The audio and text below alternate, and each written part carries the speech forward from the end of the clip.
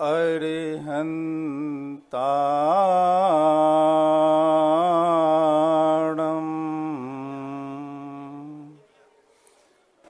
नमो सिद्धाणम्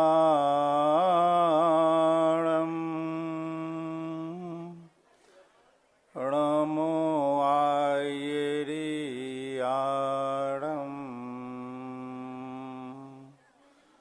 नमो वज्रायाणम्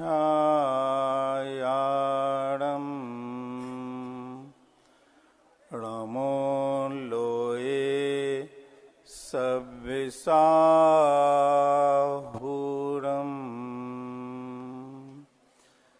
तीर्थंकर के समवेशरण में दिव्य धुनि जो खिरती है, गिरधर देवों ने गूंथी सो।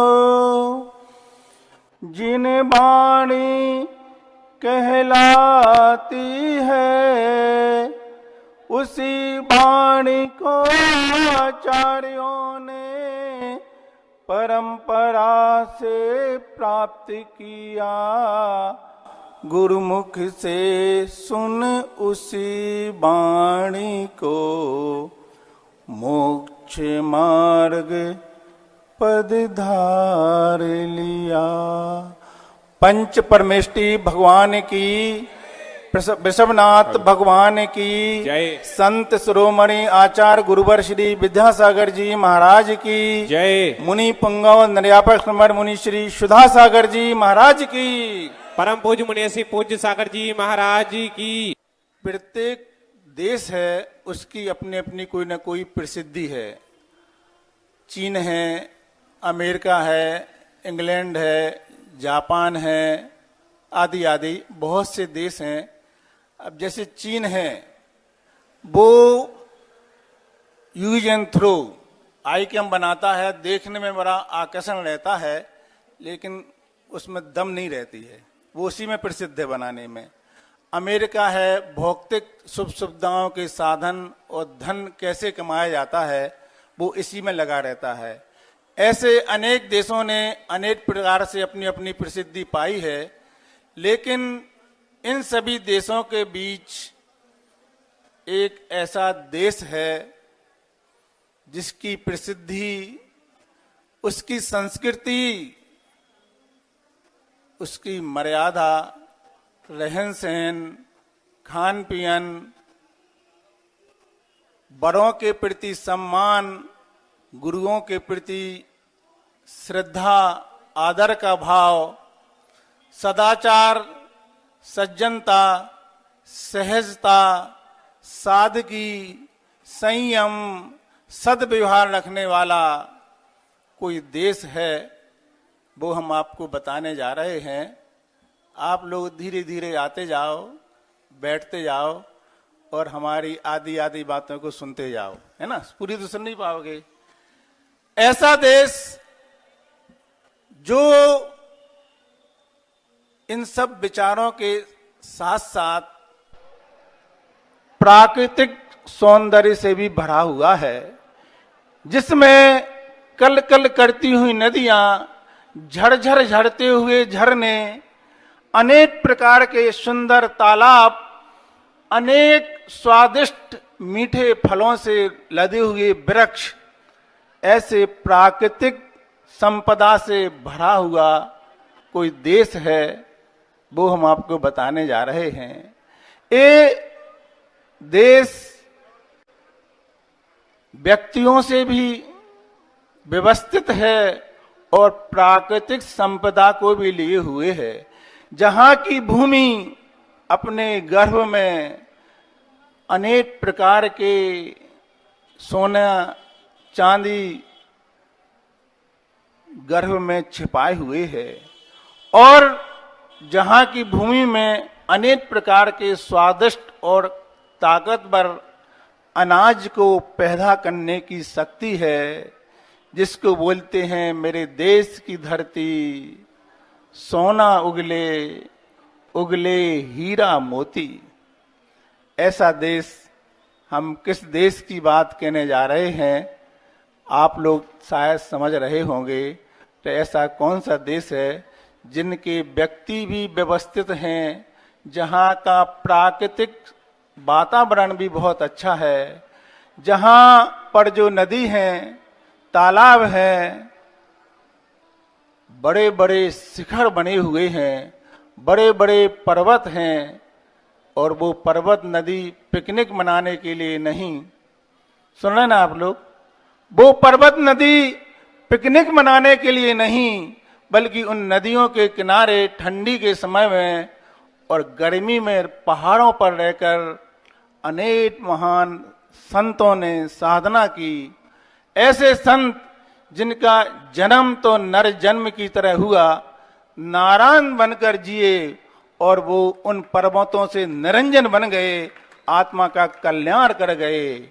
वह भूमि, वह देश कौन सा देश है? कौन सा देश है? वह भारत देश है, जिसको सारे विश्व के देश सोने की चिड़िया के नाम से जानते हैं। सोने की चिड़िया इसलिए नहीं है कि यहाँ पर सोना पाया जाता है, यहाँ के प्रत्येक व्यक्ति के अंदर जो सद्विचार हैं, सदाचार है, सज्जनता है, सरलता है, सादगी है, सद्व्यवहार है, बड़ों के प्रति सम्मान का भाव है, गुरुजनों के प्रति आदर का भाव है, भोजन पानी में शुद्धता है, वस्त्रों में मर्यादा है। इसलिए यह देश सोने की चिड़िया के नाम से जाना जाता है। सोना और पैसा तो बहुत से देशों में है, लेकिन वास्तव में सोना कहाँ है? जिसके विचारों में, व्यवहारता में क्या होता है? धर्म छिपा रहता है, आचरण छिपा रहता है। वहां पर के लोग, वहां पर की भूमि सोने की चिड़िया के नाम से जानी जाती है। ये देश ऐसा देश है जहाँ की भूमि भी पूजी जाती है। भूमि पर रहने वाले लोग तो ठीक हैं, इसकी धूल को भी लोग माथे से लगाते हैं। ऐसा पूरा विश्व जिसे सोने की चिड़िया के साथ साथ विश्व गुरु के नाम से भी जाना जाता है। जी, विश्व गुरु क्यों कहते हैं? क्योंकि यहाँ पर समय समय पर संत महंत, ऋषि मुनि, संत महंत, अरहंत और तीर्थंकर जैसी महान आत्माएं अगर विश्व में किसी देश में पाई जाती हैं तो वह देश, बोलो, तो हम लोग कहाँ रहते हैं? हाँ, हम उस देश में रहते हैं जिस देश में, हाँ, ऐसा भारतवर्ष है। अच्छा है कि बुरा है? सही बताओ। अगर आपके बच्चे को कोई कंपनी वाले कहें कि इसको अमेरिका जाना है और 5 लाख रुपए महीना इसको मिलेगा, तो तुम क्या करोगे? महाराज जी पास आज के कहोगे ना, महाराज जी तो कितनी गर्व की बात है कि मेरा बच्चा, बोलो, कहाँ जा रहा है? अमेरिका जा रहा है। बहुत अच्छे से आके बताओगे आप। तो आपको कहाँ गर्व रहा, बताओ, भारत पे? अगर ये भारत अच्छा है तो उसमें अमेरिका जाने पर प्रशंसा जाहिर क्यों हो रही है? बड़ी विचारनीय बात है, सोचनीय बात है कि सारा विश्व के देश, इन सब संस्कृतियों में अगर आपके पास मोबाइल हो और उसमें आप सर्च करना कि कौन सा देश किस बात के लिए प्रसिद्ध है, तो भारत का नाम आएगा। कि भारतवर्ष, यहाँ की संस्कृति, यहाँ की मर्यादा, यहाँ के पर्व, यहाँ के त्योहार जैसे मनाए जाते हैं, ऐसे विश्व के किसी देश में नहीं मनाए जाते हैं। और आज अपन सब लोग अपनी संस्कृति को छोड़ करके और विदेशी संस्कृति को अपना रहे हैं, अथवा वहां पर जाने की भावना बना रहे हैं। वो आपको आदर के भाव से देख रहा है कि भोजन पानी रहन सहन देखना है तो भारत के लोगों के पास जाकर देखो, यहाँ की महिलाओं की मर्यादा देखो, यहाँ का पहनावा देखो, वो आपको अपना आदर्श बना रहे हैं। और इसके साथ साथ यहाँ के लोगों में जो धार्मिक विचार पाए जाते हैं वो धार्मिकता भारत के बाहर देखने नहीं आती है। क्यों नहीं आती? क्यों नहीं आती शास्त्री जी बताओ? क्योंकि भारत के बाहर भगवान महावीर स्वामी ने 5 पापों के त्याग का उपदेश दिया है। बोलो दिया कि नहीं दिया? यह बात भारत के लोग भी जानते हैं और भारत के बाहर के लोग जानते हैं कि भारतवर्ष में जैन धर्म है, जिनके वर्तमान शासक नायक भगवान महावीर स्वामी हैं और उन्होंने 5 पाप के त्याग का उपदेश दिया है। ये बात आप लोगों ने कानों से भी सुनी है, विदेशी लोगों ने भी सुनी है और सुनने के बाद ये बात उन्हें पुस्तकों में लिखी भी मिल गई है। लेकिन इन 5 पापों का त्याग करके, सुन रहे ना, इन 5 पापों का त्याग करने वाले व्यक्ति, इन 5 पापों का त्याग का संकल्प लेने वाले जीव भारतवर्ष के अलावा दुनिया में कहीं नहीं पाए जाते। 5 पापों का त्याग होता है, ये बात सुनने और पढ़ने कहां मिलेगी? भारत में मिलेगी, भारत के बाहर मिलेगी, विश्व के अनेक देशों में लिखी मिल जाएगी कि भगवान महावीर स्वामी ने 5 पापों के त्याग का उपदेश दिया। लेकिन 5 पापों का त्याग कैसे होता है, इसका आचरण में कैसे लाया जाता है, ये बतलाने वाले, ये जीवन में उतारने वाले केवल भारतवर्ष में ही पाए जाते हैं। इसलिए मेरा भारतवर्ष बहुत महान है। यहाँ धर्मात्मा भी मिलते हैं और धर्म को धारण करने वाले भी मिलते हैं। आप लोग यहाँ बैठे हैं, कोई पूजा करके आया है, किसी को पूजा करना है, कोई प्रवचन सुन रहा है, कोई आहार दे रहा है, कोई जाप कर रहा है, कोई विधान कर रहा है। ये सब धर्म है कि नहीं है? तो जो बातें हमने बोली हैं, जितने लोग यहाँ पर बैठे हैं, इन सब कामों में आप कोई ना कोई तो करते होंगे, या पूजा या जाप या प्रवचन सुनना। प्रवचन सुनने में तो सब पास हो जाएंगे। यहाँ बैठे हैं, इसका मतलब कि आप कहीं ना कहीं धर्मात्मा हैं या नहीं है? बोलो। ये आहार देना, ये आहार देखना आदि आदि क्रियाओं में आप कोई ना कोई काम तो करते। इसका मतलब आप सभी लोग बोलो धर्म को धारण, हाँ या नहीं? कुछ तो बोलो। कितने लोग? अच्छा हाथ उठा के बताओ। पूरे 100 में 100 नंबर है ना? कितने धर्मात्मा लोग हैं? जे नहीं है हाथ नहीं उठा रहे? हाँ सभी हैं, है ना? बहुत बढ़िया। आज हमें प्रसन्नता हो रही है कि जबलपुर में धर्म सभा में जितने लोग हैं सारे के सारे धर्मात्मा लोग हैं। अब ये बताओ कि आचार्यों ने धर्म की परिभाषा क्या बताई है? धर्म क्या है बताओ। किसी ने कुछ पढ़ा हो तो धर्म, महाराज जी आप ही ने तो बताया, पूजा करना, जाप करना, आहार देना, देखना, प्रवचन में बैठना, मुनियों को नमस्कार करना, ये सब धर्म ही तो है। बोलो यही है ना? अब सुनो धर्म क्या है। थोड़ी सी भूमिका तो जम चुकी है ना? अब अपन थोड़े से विषय पे आ जाएं। अच्छा लग रहा नहीं लग रहा? अब क्या करें, देखो एक दिन तो आपको झेलना पड़ेगा आज हमारे लिए, है ना? अभी तक आप लोगों को वास्तव में जैसा आचार्य श्री ने जिन्हें नाम रखा है सुधा, सुधा का मतलब क्या होता है? सुधा का मतलब होता है अमृत।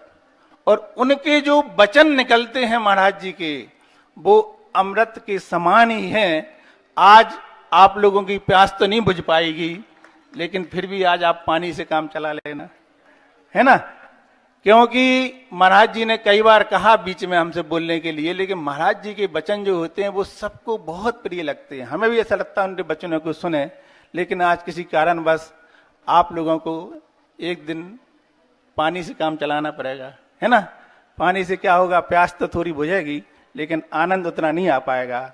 लेकिन फिर भी जितना आएगा उतना तो आप आनंद लो। अब हाँ, पानी भी पवित्र होता है। अब सुनो, आप लोग बैठ तो गए हो, कुछ बात आज लेके जाना है यहां से, है ना। कभी कभी छोटी दुकान पर भी अच्छा माल मिल जाता है। आज आपको कुछ लेके जाना है। आप लोग धर्मात्मा हैं कि नहीं, ये पहचान करना है। धर्म की परिभाषा हमें आचार्यों ने बताई है, वो हम आपके सामने जैसी उन्होंने बताई है वैसी की वैसी रख रहे हैं। दोनों शास्त्री सामने तो बैठे ही हैं, और भी बहुत से स्वाध्यायशील होंगे, वो भी इस बात को समझेंगे कि वास्तव में आप लोग धर्मात्मा हैं कि नहीं। आचार्यों की भाषा पढ़ना। पराग, आप सुनो बात, है ना, यहाँ वहां नहीं देखो, पहली बार सुन रहे हो, सुन लो अच्छे से, है ना, अच्छा मन लगाओ। सदृष्टि ज्ञान वृत्तानि धर्मम धर्मेश्वर विदु यदि ये प्रत्यनीकानि भवंती भव पद्धति। समझ में आ गया ना सबको? पूरा धर्म की परिभाषा इसमें आ गई। अब उठाओ हाथ, कितने लोगों को समझ में आया? दोनों शास्त्री ने हाथ उठा लिए, 4-5 हाथ उठ रहे हैं, बताओ। एक बार फिर से बोल दें, हैं? सदृष्टि ज्ञान वृत्तानि धर्मम धर्मेश्वरा विदु यदि ये प्रत्यनीकानि भवंती भव पद्धति। आचार्यों ने कह दिया, ये धर्म की परिभाषा हम आपको बताने जा रहे हैं। इसमें पूरी धर्म की परिभाषा है। अभी लोगों को यही समझ में नहीं आया कि महाराज जी ने कोई कव्वाली सुना दी, कि गाथा सुना दी, कि श्लोक सुना दिया, कि दोहा सुना दिया, कि अपने मन से बना दिया, कि किसी का लिखा सुना दिया। अभी ये तो बताओ कोई कि हमने कहां से सुनाया, बताओ जो कौन से ग्रंथ का है, पीछे वाले बोलो।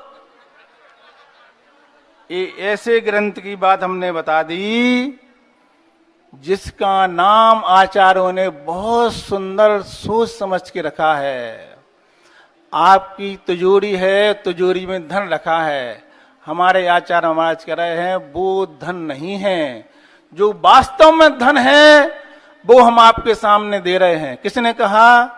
आचार्य शमद्भद स्वामी महाराज कह रहे हैं। लो, जो आचार्य महाराज अपने ज्ञान ध्यान और तप में लीन थे, उन्होंने अपने ध्यान को तोड़ा और ये आने वाले ग्रस्त भी धर्मात्मा बन जाएं, ये भगवान महावीर की वाणी को सुनकर अपने जीवन में उतार सकें, इसलिए उन्होंने तुम्हारे लिए खजाना दिया और नाम रखा आपके नाम से। किसके नाम से रखा? बोलो बोलो।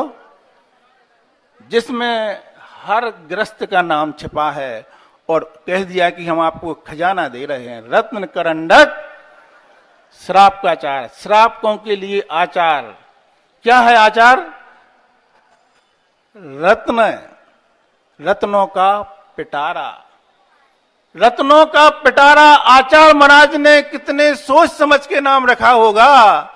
लेकिन आज जबलपुर की ये समाज जो आचार्य श्री के कितने चातुर्मास करा चुकी है, महाराज जी का भी चातुर्मास करा चुकी है, लेकिन तुम्हारे लिए, आपके लिए जो पिटारा मिला है, उस पिटारे का एक रत्न निकाल के हमने आपके सामने रखा, और आप कह रहे हैं महाराज जी हम रत्न को पहचानते नहीं हैं। बताओ कितनी सोचने विचारने वाली बात है।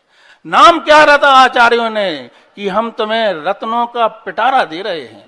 पिटारा, और तुम उसको फेंक रहे हो। हमें चाहिए नहीं, देखना भी पसंद नहीं कर रहे। बताओ, जिनवारी में सजा हुआ रखा है, अलवारी में क्या नाम रखा? बोलो किसके लिए रखा है? स्पष्ट नाम बोल रहा है, रत्न करंडक श्राप का आचार।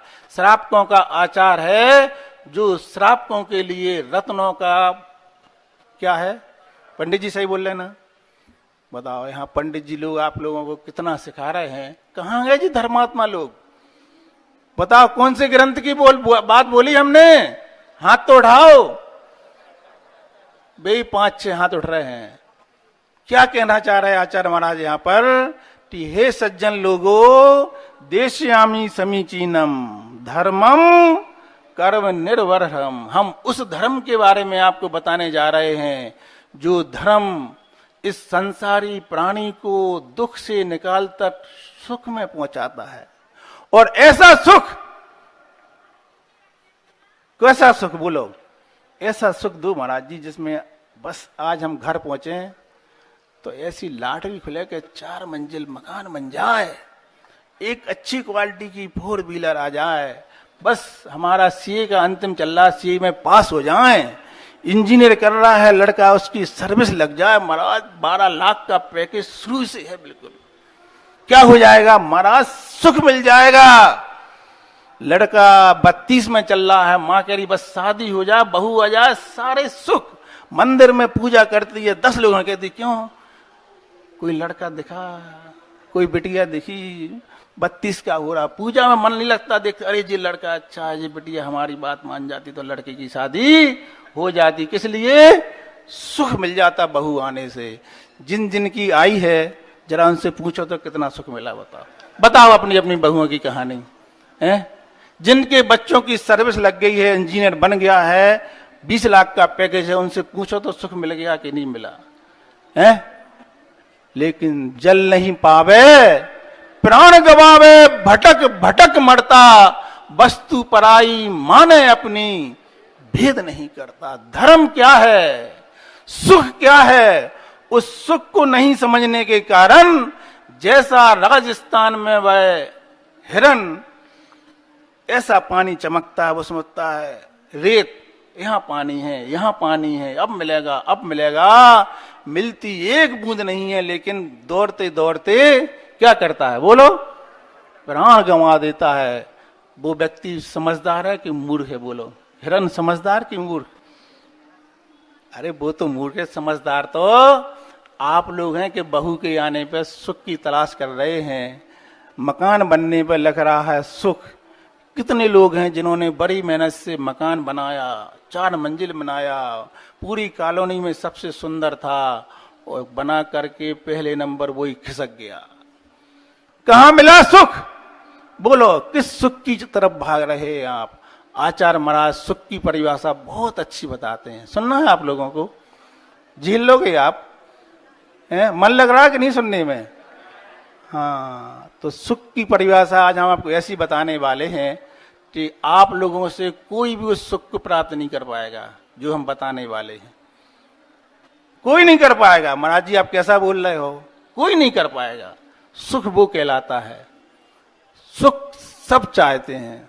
6 ढाल में कहे, जे त्रिभुवन में जीव अनंत, सुख चाहे दुख ते भयबंत, ताते दुख हारी सुखकार, कहें सीख गुरु करुणाधार। वे गुरु महाराज सीख यानी उपदेश दे रहे हैं कि हे संसारी प्राणी सुनो, हम तुम्हें सुख दे रहे हैं, सुनो। अरे महाराज दुकान तो देर हो रही, 9 बज गए हैं, अभी हाल दुकान सड़क गिराट बैठे होंगे, सुख वहां है, कहां तुम यहां सुख कह रहे हो, बताओ सुख कहां है यहां। तो सुख क्या है, उस दुकान खोलने से सुख मिला कि मिला, 40 50 55 60 साल निकल गए, और जो धन संपत्ति आपने जिसके लिए जोड़ी आज उसी से बोला चाली तो बंद हो गई। धन तो ठीक है, बोली चाली बंद हो गई, और बोला चाली है भी तो फोन पर हो रही है, वो अमेरिका में है और तुम यहां पर हो, कहते देखो मेरा लड़का अमेरिका में है, साल में 5,000 5 लाख नहीं, कितने 5 करोड़ मिलते हैं, उसको लग रहा है इससे बड़ा सुख नहीं है, इससे बड़ा सुख नहीं है। शब्दों से बोल रहा है, सुख का लेस मात्र भी नहीं है। बंधुओं आज सुख की परिभाषा सुनना है आप, अभी तक किसी ग्रंथ में भी नहीं पढ़ी होगी आप लोगों ने, सुनाना के रहना है, लेकिन आपको मिलेगा नहीं वो सुख, ध्यान रखना, फिर भी सुन लो आप। सुख वह कहलाता है कि जिस सुख को प्राप्त करने के बाद कभी जीवन में दुख नहीं आया, उसका नाम सुख होता है। मतलब क्या, वह सुख किसने प्राप्त किया बोलो, वो सुख अरहंत भगवान ने प्राप्त किया है मोहिनी कर्म को नष्ट करने के बाद। अब उनके जीवन में कभी बोलो दुख नहीं आएगा, उसका नाम सुख होता है। ऐसे सुख की चाहत तुम्हारे मन में कितनी बार आई, भगवान जी सुख कब मिलेगा, जो चाह करोगे, जैसी मति वैसी गति होती है जीव की। तुमने कभी चाहे नहीं भगवान ये सुख कब मिलेगा जो आदिनाथ भगवान को मिला है। हे भगवान, किसी ने पूछा महाराज जी दीक्षा दिवस कैसे मनाएं। महाराज जी ने बड़े संक्षेप से एक उत्तर में दिया, वंदे तदगुण लब्धे। इनके गुणों की महाराज जी डायरी ले लो, हम पेन ले लो, पुस्तक ले लो। एक बार किसी ने डायरी दी, भैया मना किया, नहीं मना, नहीं महाराज जी आप ही बहुत जरूरी है, जे वो धर गया। फिर 15 दिन बाद पूछने आया, महाराज जी वो डायरी कहाँ रखी आप तो दी थी हमने, किसको दे दिया, कहाँ, रोने लगे हुआ, हमारी डायरी किसको दे दिया आपने। अब पहले लेने की आफत, फिर धरने की आफत, फिर बताने की, उसको बता रोज देखो हमारी डायरी रखें। ये संसारी प्राणी की स्थिति है। क्या चाह रहे हैं और क्या मांग करना चाहिए। आचार्य महाराज कह रहे हैं धर्म की परिभाषा। सबने हाथ उठाए थे ना, अब सुनो धर्म क्या है। सत माने सम्यक दृष्टि ज्ञान वृत्तानि, सम्यक दर्शन, सम्यक ज्ञान और सम्यक चारित्र का नाम सदृष्टि ज्ञान वृत्तानि धर्मम। धर्मेश्वरा, धर्म के जो ईश्वर हैं, गणधर देव हैं, वो कह रहे हैं धर्म क्या है, तो सम्यक दर्शन, सम्यक ज्ञान और सम्यक चारित्र का नाम धर्म है। सदृष्टि ज्ञान वृत्तानि धर्मम धर्मेश्वरा विदु। विदु यानी जो विद्वान हैं, धर्म को धारण करने वाले हैं, गणधर देव हैं, भगवान महावीर स्वामी हैं, वो कह रहे हैं धर्म क्या है, रत्नत्रय का नाम धर्म है। अब उठाओ हाथ, कितने लोगों के पास धर्म है। उन्होंने कहा ना, संसार दुखता सत्वान यो धरत उत्तम से, जो उत्तम सुख में पहुंचा दे उसका नाम धर्म है, उसका नाम धर्म है, उसका नाम सुख है। जिसको प्राप्त करने के बाद, बोलो, जिसको प्राप्त करने के बाद कभी वो तो बोलो तो हमने सही कहा था ना। तो इतने लोग बैठे हैं, वो सुख किसी को मिलने वाला नहीं है जिसके बाद दुख ना मिले। ऐसे सुख की कामना करो, ऐसा सुख प्राप्त करने की भावना बनाओ। ये भावना केवल मनुष्य ही भाता है। मनुष्य में केवल जो जिनेन्द्र भगवान का उपासक है वो ही भावना भा सकता है। क्यों भा सकता है? क्योंकि तुम्हारे सामने दर्पण आ गया, किसी ने उस सुख को प्राप्त किया है, उनको देखकर तो अपन कर सकते। किसी ने चौका लगाया तो हमसे ऐसा लगाया जाता है, ऐसा। अब कभी अपन ने देखी नहीं कैसा चौका लगता है, क्या होता है, तो वो कैसे करेगा।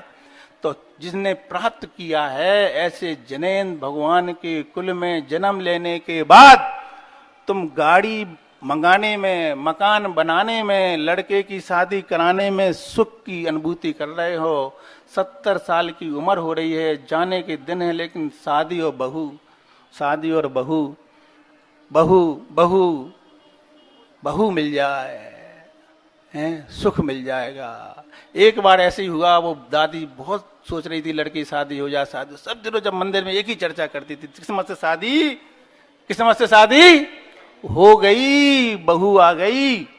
अब देखो 5-6 महीना निकल भी गए, अब फिर बहू चर्चा करती, वो खड़े होकर गुड़ ऐसे कोई यहाँ पर वहां पर, क्यों दादी अब तो बहू आ गई, गरम गरम बोलो।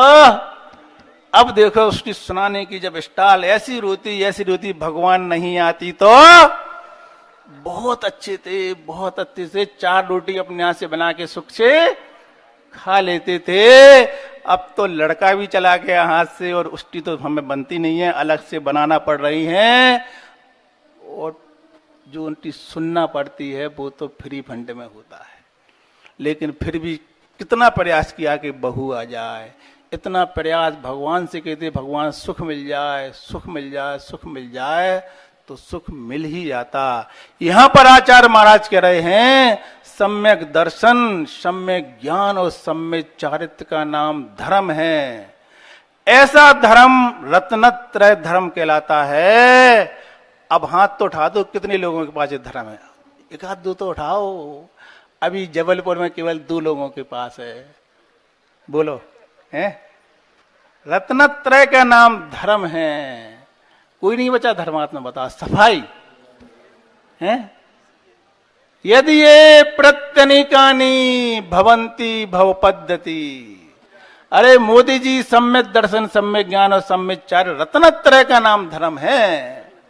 एक धारण करने वाला धर्मात्मा कहलाता है।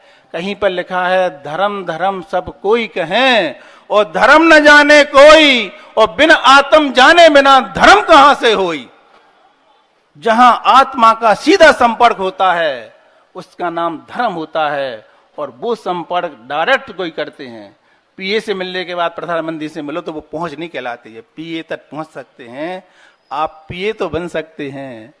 पीए पीने वाले, जल पीने वाले और क्या क्या पीने वाले, लेकिन डायरेक्ट आप मोदी से मिलने के लिए आत्मा से सीधा संपर्क करने वाला कौन होता है? मुनिराज होते हैं, जिन्होंने आंखें बंद करते ही अपने से मिलन हो जाता है। आप भी मिलते ना अपने लोगों से, हम भी अपने से मिलते हैं। अंतर कितना सा है, हैं? अपने से मिलने के लिए मुझे अपनी आंखों को बंद करना पता है। खुली आंखें क्या खुद को देखती? खुली आंखें क्या खुद को देखती? सो बंद कर लो, जिहाई को है। आप लोग भी अपने को देखते हैं, अपनों को देखते हैं, मुनिराज भी अपने को देखते हैं। अंतर इतना है कि आपको अपनों को देखने के लिए आंखें खुली चाहिए पड़ती हैं, और हमें अपने को देखने के लिए अपनी ही आंखों को बंद करना पड़ता है। आप दूसरों की बंद करते हैं, हम अपनी बंद करते हैं, तो हमें अपने मिल जाते हैं। सुन रहे ना आप लोग? अच्छा लग रहा कि नींद तो नहीं आ रही है? धर्मात्मा लोगों हाथ तो उठाओ। काय के लिए उठा रहे? धर्मात्मा कितने हैं रत्नत्रयधारी हैं? आज सबकी सफाई हुई, अब कल से कोई नहीं बैठेगा यहाँ। क्यों? धर्मात्मा है ही नहीं है। यदि ये प्रत्यनिकानी भवंती भव पद्धति, इससे जो विपरीत है मिथ्या दर्शन, मिथ्या ज्ञान, मिथ्याचारित, इस संसार का कारण है। संसार को बढ़ाने वाला है। संसार बढ़ाना कि घटाना? बोलो, कम करना कि बढ़ाना है? स्वर्ग में अच्छी टीवी देखने मिलेगी, टीवी मिलेगी नहीं मिलेगी? ना टीवी और ना देवी तो मिलती है, बच्चे नहीं मिलती।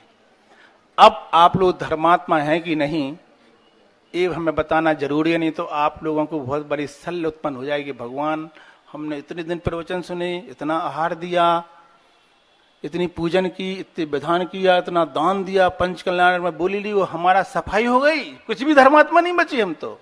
नहीं, अब आपके पास कौन सा धर्म है कि नहीं, उस बात को सुनो। ये रत्नत्रय तो धर्म है, सम्यक दर्शन, सम्यक ज्ञान और सम्यक चारित्र में 3 रत्न होते हैं।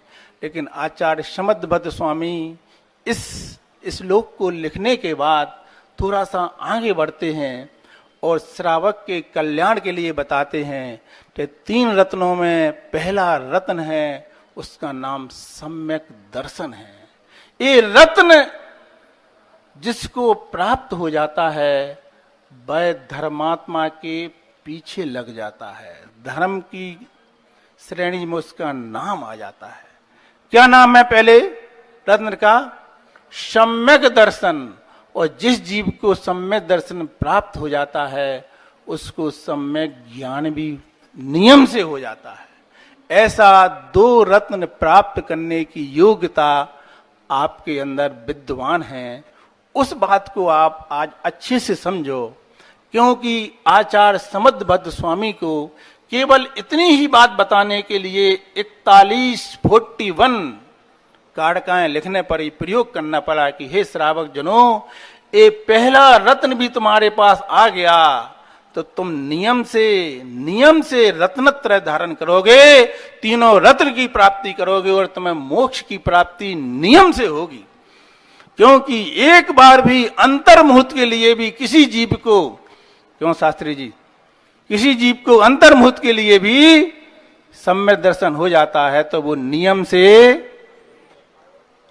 से जितना भी समय लगे, लेकिन नियम से वो मोक्ष प्राप्त करता अवश्य है। तो ये पहला रत्न प्राप्त करने के लिए क्या प्रयास करना है बोलो? इसके लिए तुम्हारे लिए आचार्य महाराज ने 41 कारकाएं समझाई हैं।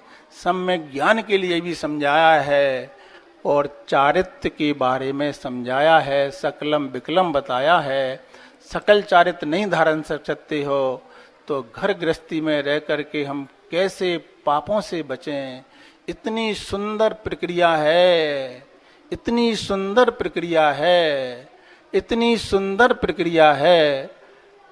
रत्नकरण श्रापकाचार्य में आचार्य समुद्रवत स्वामी समझा रहे हैं, दया कर रहे हैं ग्रस्तों पर। अपने ज्ञान और ध्यान को तोड़ करके इन ग्रस्तों का कल्याण हो जाए, ये भी भगवान महावीर के मार्ग पर चलना सीख जाएं। इसलिए उन्होंने 150 श्लोकों में आपके कल्याण के लिए बात दी है। इन 150 श्लोकों को जो अपने जीवन में धारण कर लेगा उसको 2000 अरब की संपत्ति नियम से प्राप्त होगी। कितने की बोली? तालीदार में धीरे धीरे बजाई, शायद विश्वास नहीं हो रहा। महाराज जी आप तो बयाना लो, तुरंत पक्का करो तो हम पूरा अभी हाल याद करके सुना दे रहे हो। 2000 अरब बताओ कहाँ रखे? इसी तालाब के नीचे तो नहीं खड़े? अभी हमने आपको बताया कितने? 2000 अरब की संपत्ति, ये कम बताई हमने। इस पे प्रतिदिन 1 करोड़ रुपए का ब्याज जोड़ो, प्रतिदिन वो ब्याज भी उस व्यक्ति को मिलेगा। क्या कर रहा है? नींद तो नहीं आ रही ना? कितनी बोली हमने? पीछे वाले तो बोलो। 2000 अरब की संपत्ति नियम से मिलेगी, मुनि के वजन है। और प्रतिदिन जितने दिन तुम याद कर रहे हो, पढ़ रहे हो, उस पे प्रतिदिन कितना ब्याज? आलोक बताओ कुबेर। 1 करोड़ प्रतिदिन का, घंटे का आप लगा लेना, ब्याज लगाना। ये सारी संपत्ति आपके पीछे पड़ रही है, लो हमें लो, लेकिन तुम लोग उसको लाते मार रहे हो, देख भी नहीं रहे हो। केवल 150 श्लोकों को जीवन में उतारना है और आपके लिए संपत्ति बालम बनम भव जले पताम जनानाम। क्या अर्थ है इसका?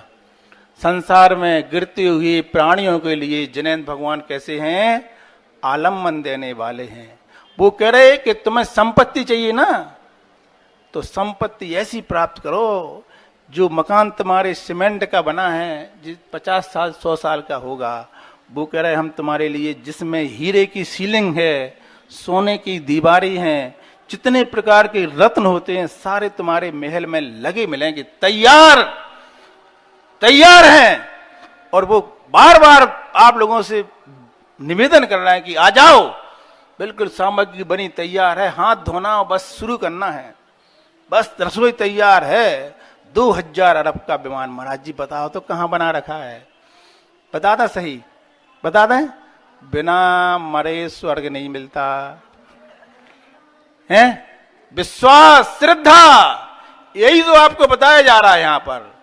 पहला रत्न प्राप्त करने के लिए सम्यक दर्शन है। जो सम्यक दर्शन कहता है कि स्वर्ग होता है, और जो व्यक्ति यहां पर प्रतिमाधारी होता है, देव साधु पर सिद्धांत करता है, वो सम्यक दृष्टि जीव नियम से मनन करके स्वर्ग ही जाता है। जिस स्वर्ग में ऐसे ऐसे विमान बने हुए हैं, ऐसी ऐसी संपत्ति बनी हुई है जो तिनक मां की भी आपको यहां देखने नहीं मिलेगी। उस सम्यक दर्शन को प्राप्त करो, उस श्रद्धा पर विश्वास करो। जो धर्म तुम्हें बहुत बड़ी संपत्ति देने वाला है। ये क्या संपत्ति के आज बनाया कल आग लग गई, परसों टैक्स वाले आ गए, नरसों किसी ने छुड़ा लिया। जी क्या संपत्ति के पीछे पड़े हो आप लोग? इसी में इस मनुष्य पर्याय को खो रहे हो, रात दिन राग देश और कसाय में जीवन निकाल रहे हो।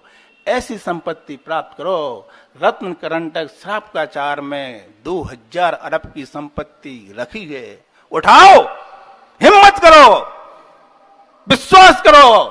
पहला रत्न है सम्यक दर्शन, जो तुम्हारे लिए धर्मात्मा की सील दे रहा है कि जो श्रावक इस रत्न को प्राप्त करेगा उसका नाम धर्मात्मा होगा। और तुम्हें धर्मात्मा हो और पहला रत्न प्राप्त कर लिया तो तुम्हें श्रद्धान हो जाएगा कि 2000 अरब की संपत्ति नियम से मिलेगी।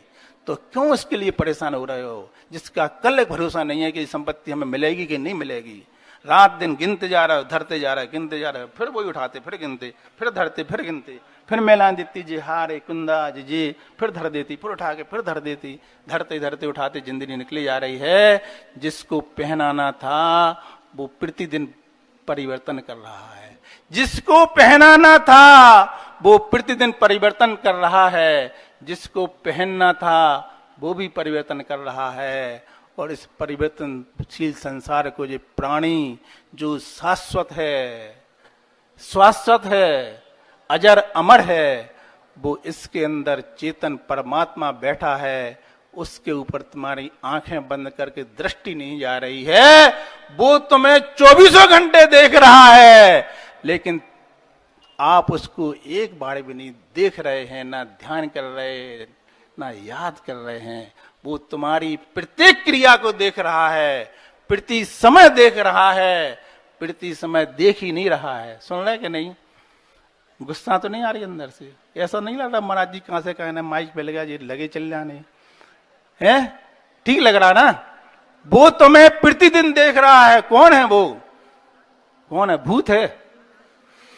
वो चेतन परमात्मा है। जितने लोग बैठे हो सबके अंदर झांक रहा है, तड़प रहा है, तुम्हारे लिए गाली दे रहा है कि हे दुष्ट आदमी, मैं अंदर बैठा हूं, मेरे अंदर परमात्मा बनने की शक्ति विद्वान है। भगवान महावीर की आत्मा जो है वही आत्मा मेरे अंदर है, लेकिन ये दुष्ट प्राणी उसके ऊपर पापों का भार लादता जा रहा है। शर्म नहीं आ रही इसको, और पाप कर रहा है। जो देखो वो खा रहा है, जो देखो वो पहन रहा है, जो देखो वो किसी की तरफ देखता है तो बुरी नजर करता है, मन से बोलता है तो कसाएं करता है, पड़ोसों की तरफ अच्छी भावना नहीं बाता। एक आचार्य विद्यासागर हैं, एक मुनि सुधा सागर जी हैं, जो रात दिन दूसरों का भला भला कर रहे हैं, और जिनका हम भला कर रहे हैं वो किसी के भले के बारे में सोच ही नहीं पा रहे हैं। क्यों नहीं सोच पा रहे बताओ? तुम्हें डर नहीं लगता? रहे तुम्हें कोई देख रहा है 24 घंटे, देख नहीं रहा है। वो तुम्हारी प्रत्येक करतूतों को लिख रहा है, प्रति समय लिख रहा है। तुमने ऐसी नजर की, अच्छा जी लिख लिया उसने, क्या भाव से तुमने देखा। मंदिर में आए भगवान के पास, तुमने इस तरफ नजर डाली, उसने लिख लिया तुमने भगवान के पास कितने नंबर और किसी को देखने में कितने नंबर। तुम सो रहे हो, वो जग रहा है। कौन? चेतन परमात्मा तुम्हारे अंदर है, प्रति समय लिख रहा है, देख भी रहा है, लिख भी रहा है, और लिखने के बाद लख भी रहा है। नंबर भी वही देगा, और नंबर भी देगा, और वही नंबर देने के बाद रिजल्ट भी देगा, और उसी रिजल्ट के आधार पर तुम्हें वो ले चलेगा। कहां? तुम्हारा यमराज तुम्हारे अंदर बैठा है, तुम्हारा भगवान तुम्हारे अंदर बैठा है। वैसे तो जिंदगी खूबसूरत है, लेकिन इसे समझने की जरूरत है। ना समझो तो शैतान का घर है, और समझो तो भगवान की मूर्त है। आप चाहो तो अपनी आत्मा को भगवान बना सकते हो, नहीं तो फिर शैतान। कैसा लग रहा सुनने में? लग तो रहा है, लेकिन कितने सुधरेंगे बताओ?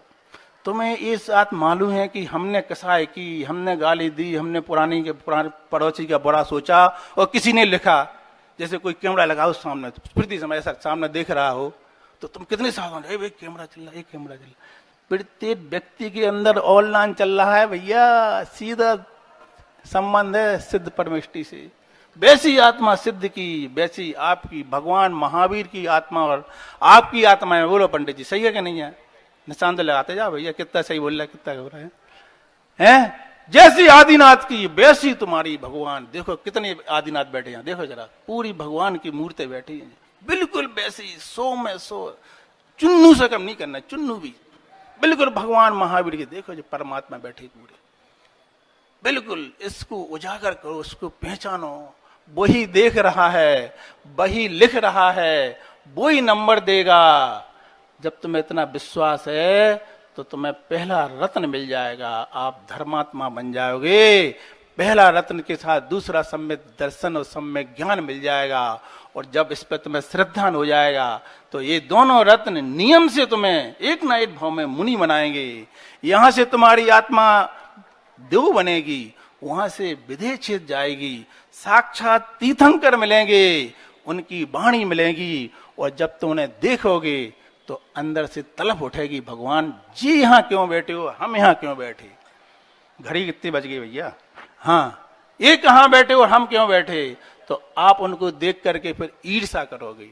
ईर्षा समझते आप लोग, ईर्षा समझते ना, जलन। किससे जलन होगी, भगवान से, भगवान से जलन होगी। क्या जलन होगी कि भगवान, ये भगवान बन गए, ये तो मांस खाने वाला सिंह था, ये महावीर कैसे बन गया। तो तुम्हें समझ में आएगी इन्होंने क्या किया। पहली मुलाकात में धर्म की पहली सीढ़ी पे इन्होंने श्रद्धान किया, सम्यक दर्शन रूपी रत्न को प्राप्त किया। कौन सी पर्याय में, शेर कहते, अरे शेर, शेर का मतलब जानवर, जानवर का मतलब त्रियंश, शेर का मतलब बहुत बड़ा राजा नहीं होता, शेर तो जानवर ही तो कहलाता। ऐसी पर्याय में वो मांस खा रहा था। पहली बार मुनिराज जी को देखा, मुनिराज ने संबोधन कर दिया और उसने कह दिया जो आपका वही सही है, आज हम अपनी रोटी का त्याग करते हैं। बोलो, आज हम सबसे कहते हैं तुम्हारा आजीवन रोटी का त्याग। कितने लोग हाथ उठाएंगे बताओ। सिंह की रोटी क्या थी, जवाब दो। उसकी रोटी यही है ना, पहली मुलाकात में मांस का त्याग, पत्ते खाए, त्याग किया और 10वें भाव में महावीर बन गया। इसका नाम सम्यक दर्शन है। ये रत्न धर्मात्मा का है, करो इसको प्राप्त। जो महाराज ने कहा, जी महाराज जी, जी महाराज जी, क्योंकि हमारे दिगंबर मुनिराज जी नियम से हमारे कल्याण के लिए बताते हैं। हमारे अंदर इतनी मायाचारी छिपी है, महाराज जी के पास आगे पीछे फिरेंगे, क्यों फिर रहा, अरे इसका चौका लगा है, जंगल जाए आगे पीछे, ये चौका में हार हो जाए, बस धर्म मिल गया। श्रद्धान कहाँ गया, समर्पणता कहाँ चली गई। बोलो, सही बोल रहा है कि गलत बोल रहा है। सही को पकड़ो, पहला रत्न प्राप्त करने की योग्यता करो। ये 150 श्लोकों में 2000 अरब की संपत्ति छिपी है, इसको प्राप्त करने का प्रयास करो।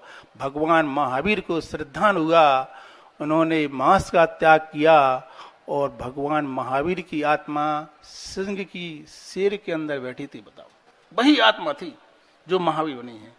ऐसी जब वो जानवर मुनिराज से पहली मुलाकात में सम्यक दर्शन तो प्राप्त कर सकता है, तो आपको विश्वास नहीं हो रहा कि हम कह रहे हैं 150 श्लोकों में 2000 अरब की संपत्ति छिपी है। पहुंचो सब लोग आज रैली और 2-2 प्रतिमा लेके आओ। नियम से तुम्हें 2000 अरब की संपत्ति मैंने बहुत कम बताई है, ये तो इससे कई गुनी ज्यादा संपत्ति है और वह संपत्ति तुम नियम से भोगोगे। अभी तो तुम्हारा भरोसा नहीं है, लड़के से कब लड़ाई हो जाए, कब वो आपको बाहर निकाल दे, कब कौन सी सरकार कैसी आ जाए वो आपको घर से बाहर निकाल दे।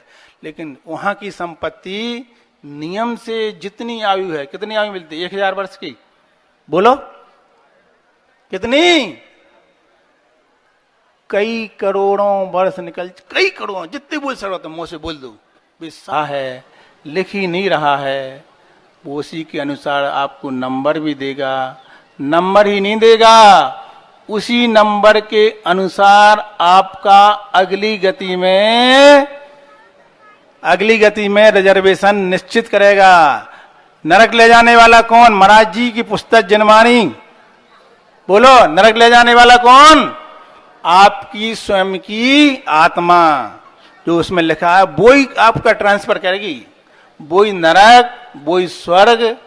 ये जैन धर्म का मूलवाद बता रहा है। मूलवाद जैन धर्म कैसा है, वो कहता है कि मुनिराज कुछ नहीं करेंगे, भगवान भी आपको कुछ नहीं कर सकते जब तक आप स्वयं सुधरेंगे नहीं। आचार्य श्री जी कितने चातुर्मास हो गए जबलपुर, बोलो, और कितनी बार उन्होंने सबको सुधारने का प्रयास नहीं किया।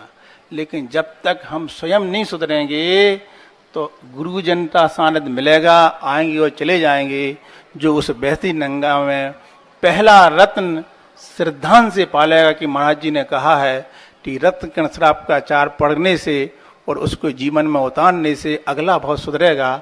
हमें वह 2000 अरब की संपत्ति नहीं चाहिए, बल्कि ऐसी लक्ष्मी चाहिए, ऐसी लक्ष्मी चाहिए, ऐसी लक्ष्मी चाहिए जहां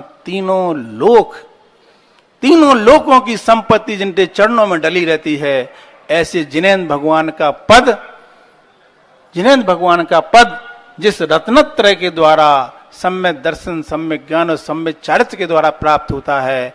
भगवान के पास पहुंचो, गुरु के पास पहुंचो, भावना बनाओ, भगवान इस पद की मुझे कब प्राप्ति हो, मैं कब रत्नत्रय धारण करूंगा, जिसको साक्षात धर्म जिनके जीवन में उतरता है, ऐसे आचार्य समर्थ भट्ट स्वामी ने रत्नत्रय को धर्म माना है। जब तक हमें रत्नत्रय की प्राप्ति नहीं होती है, हम उस पद की श्रद्धा करेंगे तो वो पद की प्राप्ति अवश्य होगी।